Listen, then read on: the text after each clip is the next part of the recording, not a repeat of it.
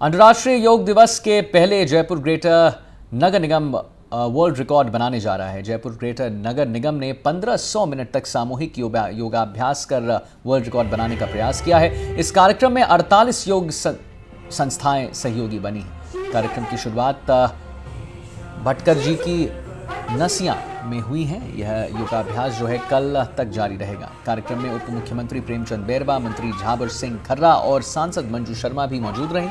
इस मौके पर उप मुख्यमंत्री प्रेमचंद बैरवा ने कहा है कि मुझे खुशी है कि इस कार्यक्रम के माध्यम से नगर निगम ग्रेटर जयपुर विश्व कीर्तिमान स्थापित करेगा। उन्होंने लोगों से ऊर्जावान और स्वस्थ राजस्थान के लिए योगाभ्यास करने की अपील भी की है।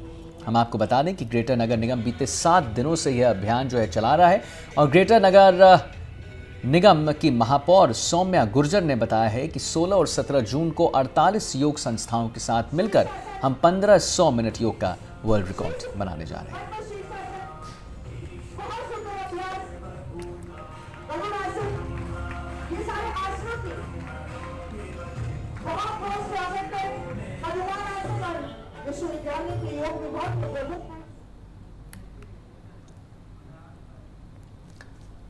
और वहीं जयपुर के बीजेपी मुख्यालय में लोकसभा चुनाव को लेकर लोकसभा चुनाव में हार को लेकर समीक्षा का दौर जारी है। लोकसभा चुनाव में 11 सीटों पर हार पर बीजेपी दफ्तर में मंथन हो रहा है।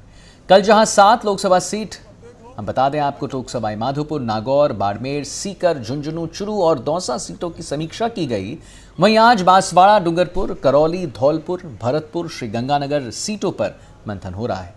बैठक में बीजेपी प्रदेशाध्यक्ष सीपी जोशी, लोकसभा चुनाव प्रदेश प्रभारी विनय सहस्त्रबुद्धे और लोकसभा प्रभारी मंत्री शामिल हैं।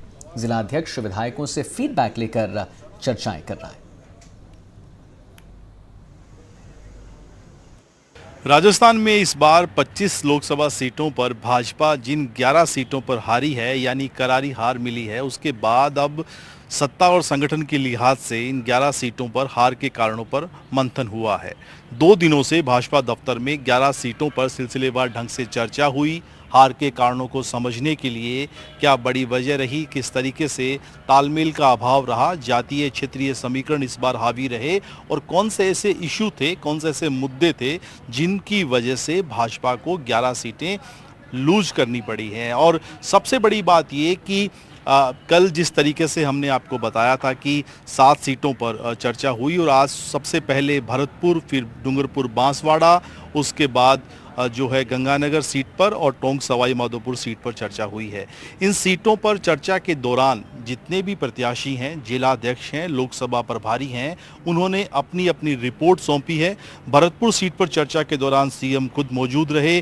बाकी सभी सीटों पर मंथन के दौरान प्रदेशाध्यक्ष सीपी जोशी और संगठन के पदाधिकारियों ने भी जिला प्रभारियों से, लोकसभा प्रभारियों से संवाद किया है।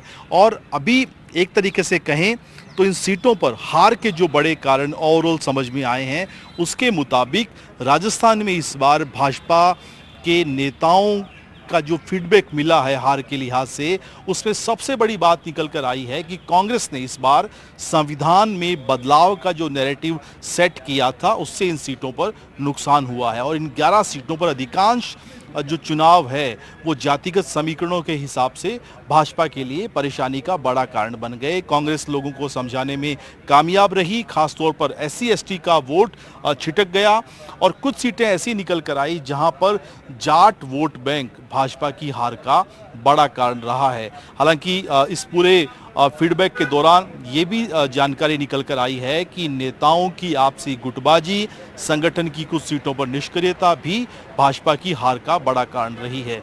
ये पूरी रिपोर्ट 11 लोकसभा सीटों की तैयार करके दिल्ली भेजी जाएगी।